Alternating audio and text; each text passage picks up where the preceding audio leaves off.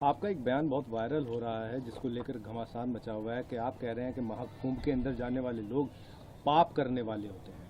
क्या कहें? नहीं, मैंने कहा कि जिन्होंने पाप किए हैं, मैं यहाँ जहाँ रहता हूँ उससे 50-60 किलोमीटर पे हरिद्वार है और हम बचपन से ये सुनते आए हैं हिंदू धर्म के धार्मिक गुरुओं से कि गंगा जी में जाके अपने पाप धो और पापों से मुक्ति ले लो। ना मैंने पाप किए, मैं तो अपने हक वंचित समाज को उनके पैरों पर खड़ा करने के लिए, उनके साथ जो जुल्म हो रहा है उसको रोकने के लिए काम कर रहा हूँ। तो मुझे पाप धोने की जरूरत नहीं है। और रही बात, हमारी पार्टी का स्टैंड स्पष्ट है। जिन संतों गुरुओं महान पुरुषों के रास्ते पे, विचारधारा पे हम लोग चलते हैं, हम पाप और पुण्य में बहुत भरोसा भी नहीं करते, हम तो कर्म में भरोसा करते हैं। तो जिसको परेशानी हो वो, जिसकी पार्टी का एजेंडा नहाने धोने का है, जिस पार्टी का एजेंडा जो है धार्मिक एंगल का, उनको परेशानी होती है तो हो, मुझे इससे कोई फर्क नहीं पड़ता। मैं तो सतगुरु रविदास जी महाराज को मानने वाला व्यक्ति हूँ। मन चंगा तो कटौती में गंगा। मैं क्यों जाऊं मथुरा काशी, मैं बेगमपुरा का वासी। मेरा मन साफ सुथरा है तो मुझे कहीं जाने की जरूरत नहीं है। मेरा मन इस देश के प्रति, इस देश के लोगों के प्रति, गरीबों के प्रति, किसानों के, कमजोरों के, हर व्यक्ति के सम्मान के लिए और उनकी परेशानियों को हल करने के लिए। बाकी जिसको जो सोचना है, कहना है, वो कहता रहे, मुझे इससे कोई फर्क नहीं पड़ता। मैं अपनी बात पर तटस्थ हूँ। वहाँ इतने मंत्री, साधु संत और मुख्यमंत्री, खुद प्रधानमंत्री को न्योता मिल गया, तो वो सब जा रहे हैं, तो क्या वो सब पापी हैं? देखिए, मेरी बात सुनिए। जब वो वहां जा रहे हैं और आपने याद दिला दिया, तो मैं मुख्यमंत्री जी से कहूंगा, प्रधानमंत्री जी से, जब वो जाएं तो इलाहाबाद में जो लाशें कोरोना काल में हमने देखी थी,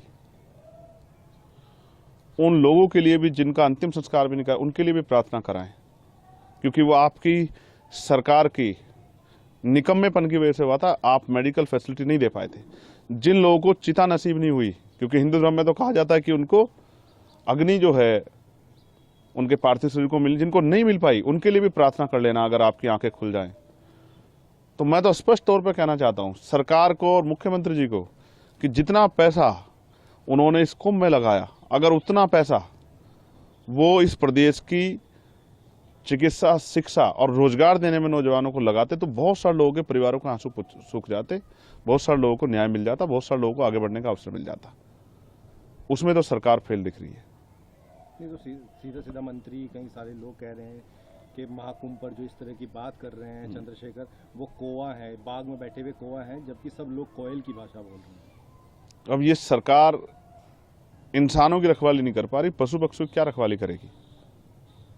मैं स्पष्ट तौर पर कहना चाहता हूं कि सरकार फेल है। और जो मंत्री और सरकार के लोग जा रहे हैं, मैं उनको बस याद दिलाऊंगा कि जब वो जाएं तो सनी आज जिनकी मुजफ्फरनगर में पीट पीट के हत्या कर दी, उनके लिए भी प्रार्थना कर लें। जब वो जाएं तो जिनकी 5 लोगों की, मुस्लिम समाज की, यहाँ मेरठ में हत्या कर दी, उनके लिए प्रार्थना कर लें। वो जो बच्चा जिसने पार्लियामेंट के सामने जाकर जितेंद्र ने खुद को आग के हवाले कर दिया न्याय न मिलने पे, बागपत के, उस बच्चे के लिए भी प्रार्थना कर लें। जब वो जाएं, अमन जिसकी पुलिस ने पीट पीट के हत्या कर दी लखनऊ में, उसके लिए भी प्रार्थना कर लें। रामचंद्र मौर्य जिसकी पीट पीट के अभी लखीमपुर खीरी में हत्या कर दी है, उसके लिए भी प्रार्थना कर लें। 69,000 शिक्षक भर्ती के बच्चों को उनका हक मिल जाए, उनकी फाइल खुल जाए, उसके लिए भी एक बार वो सोच लें। जो महिलाओं पर अन्याय अत्याचार हो रहा है, उसके बारे में भी सोच लें। किसानों के जो बुरे हाल है, किसान, हमारे नेता दल्लेवाल जी बैठे हैं जीवन मरण के बीच में, अपनी समस्याओं को लेकर किसानों, उनके लिए भी सोच लें। इस पे तो ये निकम्मी सरकार कुछ सोच नहीं रही है। तो इनका एजेंडा जो है नहाने धोने का और धार्मिक एजेंडा, इन पे मैं कुछ कहना नहीं चाहता।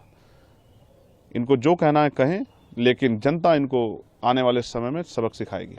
तो अगर चंद्रशेखर को निमंत्रण मिलेगा तो क्या आप महाकुंभ में जाएंगे? देखिए, आपने सवाल के बीच में ये भी कहा कि कई धार्मिक गुरुओं ने भी इस पर टिप्पणी की है, और मैं विज्ञानवादी व्यक्ति हूँ, मुझे हंसी आती है। मैंने देखा कि जब हम वर्ल्ड कप खेल रहे थे क्रिकेट का, तो यहाँ बहुत सारे हवन यज्ञ हुए और फिर भी हार के आए। मैंने ये देखा कि एक संत ने कहा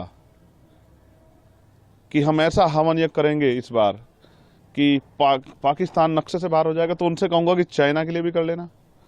और अगर इस तरह से, पाकिस्तान में तो हिंदू भी रहते हैं जिनके लिए आप रोज चिंता करते हो, तो उनको भी, उनके जीवन को भी समाप्त करना चाहते हो नक्शे से हटा के।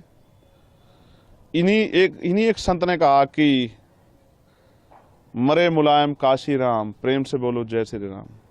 आप ऐसे लोगों को मैं ना संत मानता, ना उनकी भाषा को संत वाली भाषा मानता। संत का मतलब होता है जो मानवता के लिए जिए, जो सुख सुविधा को छोड़ के जनता को किस तरह से उनके जीवन में समस्याएं खत्म उसके लिए जिए। यहाँ तो सुख सुविधाएं लोग ले रहे हैं और अपने आप को बहुत बड़ी बड़ी बातें करते हैं, लेकिन सच तो कुछ और है।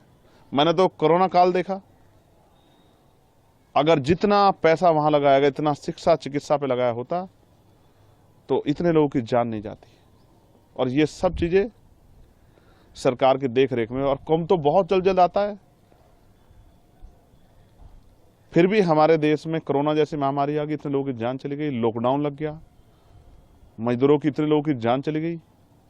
तो मेरा काम है अपने संतों गुरुओं महापुरुषों की विचारधारा को लोगों तक पहुंचाना। जब ये अपने धार्मिक एजेंडे को स्थापित करने के लिए हमारे लोगों को गुमराह करने का काम करें, मैं अपने लोगों को जागरूक करने का काम करूं। मैं किसी को रोक थोड़ा ही रहा हूं, जिसको निमंत्रण मिला वो भी और जिसको नहीं मिला वो भी जाए। लेकिन मैं याद दिलाऊंगा कि ये संत ही थे जो जब राम मंदिर का शिलान्यास हुआ तो इन्होंने प्रधानमंत्री पे बहुत सारे सवाल खड़े किए थे, इस भाजपा पे सवाल खड़े किए थे, इनके जो है उस कार्यक्रम पे तिथि पे सवाल खड़े किए थे। इन्होंने तो किसी की नहीं सुनी है, तो खुद को आस्था का सबसे बड़ा स्वरूप बताते हैं। मैं तो वैज्ञानिक दृष्टिकोण की बात कर रहा हूँ।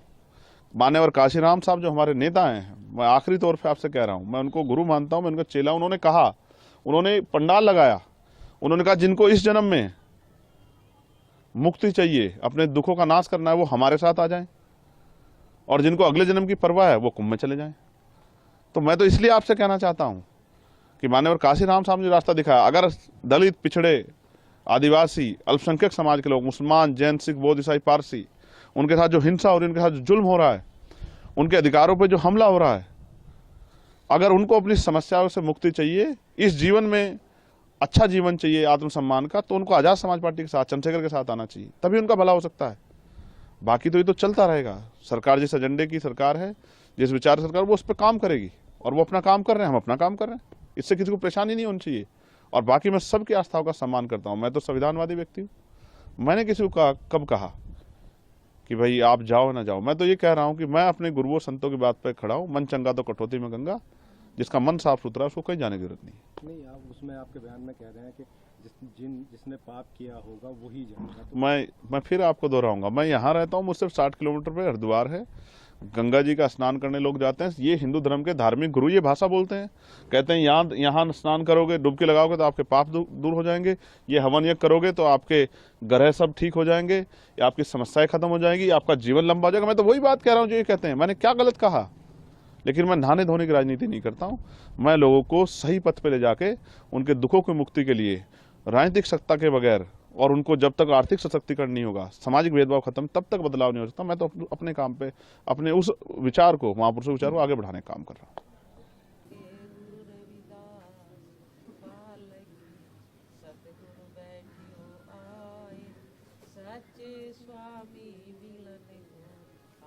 जैसा जो कि हमने पाप करन दंता पतित पवन आप कैसे उनका राहो तुम्हें को अंतर्यामी जन के जनते स्वामी शरीराध्य में विचारो रविदासम जल समझावे जब जी